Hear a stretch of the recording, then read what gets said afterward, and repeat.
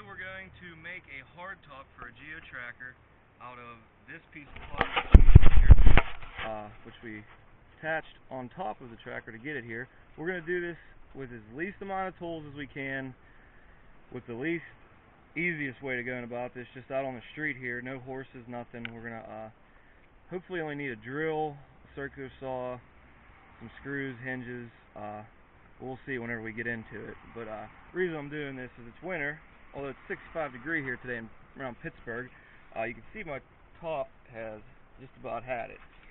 This doesn't even hook on anymore. It's very easy to break into.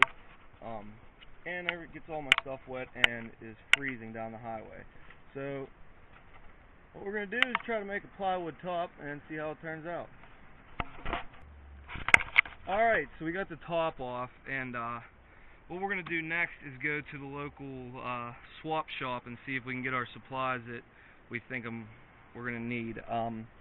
What I'm going to do is to attach the back half. Right through here there's thin metal pinch welded together here. I'm going to drill, say, 2 holes there, 2 holes here and here, and run bolts through to hold the wood tight on the rubber here, and just holds tight, keep from rattling and just being attached in general. For up here, what I decided to do is I'm going to have a second piece that just simply hinges right to the first piece we put on, and we're going to try, see the clips here that would hold the top down, they would just clip right into something like this. I'm going to try to make something out of metal that those will just clip in, so it'll still use the existing hardware. And I'll take these off, and as well, I'm probably going to have to take this bar off here for the top, because there's going to be clearance issues back here, and whenever I make a window, it would be up like that. And overall, I don't know, we may just leave it yet, because that's how it sits now.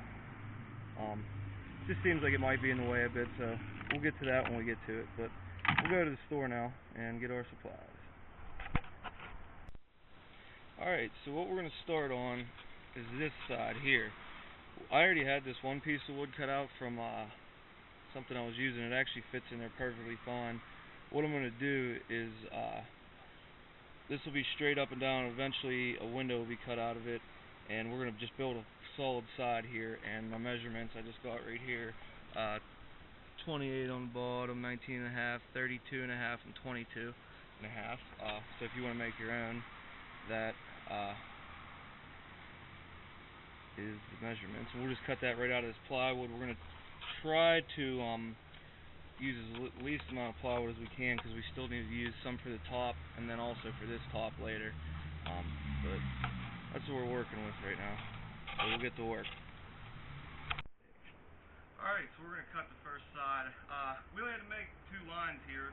The back's going to be squared off, but it is going to slope down to keep the water running backwards. I don't know how well you can see this line here, but this is it. We made this to 35 instead of 32.5. I remeasured and like that, it's better. Always cut longer first. You can always recut. But we'll do that, see how that fits, and then what we'll do is we'll flip this over and we'll draw another one, and that'll be the other side. Here we go.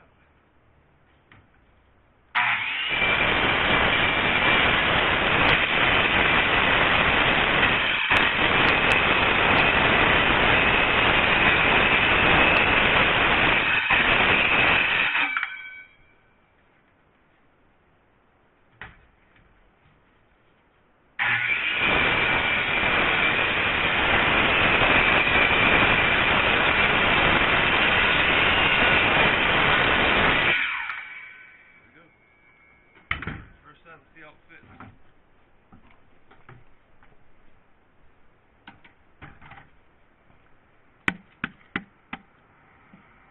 That'll get bolted on right like that. And that's going to be in like that. We might have to trim a little off this top end right here. We'll get it fitted on there better when I take this off. Alright. Well, top's done. I'm going to show you what it looks like now and kind of walk through it. It got dark the other night whenever I was building it, and couldn't really see anything with the videotape, so I figured just as good just to show you what I did. It's all simple stuff, but here we'll show you everything. And And that's what it looks like. Not too bad. A few people walking by had to take 2 different looks to see that, oh, that's made out of plywood. What a redneck. What the hell? What's wrong with people? But anyways, what I did here is, like we showed you, I started on this side. Put this piece of wood down underneath these strips here on the side, these edging strips. I drilled through those pinch welds, put 2 bolts, one here, and then one in the bottom here. And it was really, really sturdy, so that's kind of how I let it go. I put everything together. Here's the back here. You can see I still have to paint the wood that I just finished for the window. I put the piece of wood in the back, made the piece for the top, the other side, screwed it all together. Just the plywood itself, as you can see, like places like here where the screw goes right down into the plywood. And then I put these strips on afterwards to tighten everything up, seal it up, and just make it look better around the edges, cover up where everything is. It just boxes everything off better. And then, let's see what else we did here. I still, it all seems pretty dang tight inside because of the rubber that was already on there. But I still might run some caulking down on everything and repaint it. There is one thing I know where I know it's going to leak is here where, I'll show you this first. The roof, what I did was, is I put hinges up there, and then the existing hooks that come in here, I made work for me by using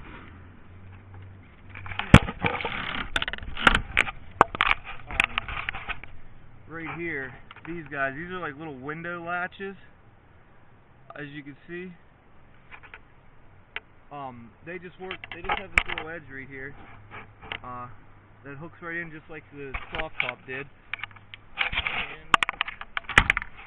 and that's it. The only other spot is right here where the window starts to come back down. I think I'm going to put some rubber there, just glue it right, or screw it into this wood here to get that a little tighter. And over the hinges where the 2 lines meet, I wish I would have, I still can, put some more rubber that fits tight here to block that off.